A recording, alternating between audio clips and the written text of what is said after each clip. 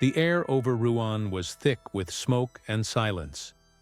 It was May 30th, 1431, and in the center of the marketplace, a 19-year-old girl stood bound to a wooden stake. Her armor was gone, her sword was gone, but her courage, that still burned brighter than the fire that awaited her. Her name was Jeanne d'Arc, Joan of Arc, a peasant girl from Domremy, born in obscurity, destined for immortality. At 13, she claimed to hear the voices of saints, calling her to save France from ruin, to drive out the English, to crown her rightful king. At first, no one believed her. A girl leading armies? Impossible. But her faith was unshakable. And when she rode into battle carrying a banner instead of a blade, soldiers followed her as if she were heaven's own flame. In 1429, she lifted the siege of Orléans, turning despair into victory. France, broken and divided for years, began to hope again.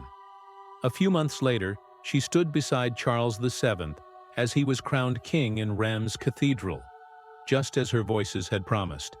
But glory is fragile. The war dragged on. And in 1430, Jeanne was captured by Burgundian forces, allies of the English. They sold her to her enemies for 10,000 livres. Her captors called her a heretic, a witch, a liar. They put her on trial, not for what she had done, but for who she was.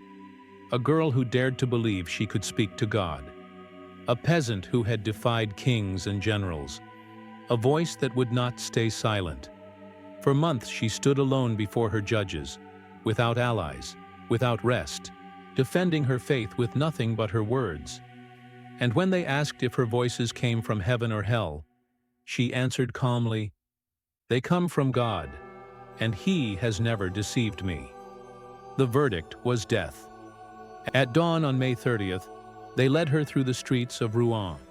As the flames rose, Jeanne looked to the sky and cried out, "Jesus, Jesus," until her voice was gone, and France lost its bravest heart.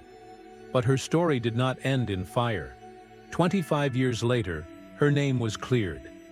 Centuries after that, she was canonized, a saint, a symbol, a soul who had turned faith into action. Jeanne d'Arc was not born a warrior. She became one because the world left her no choice. And in dying, she gave France something no army ever could, a reason to believe again.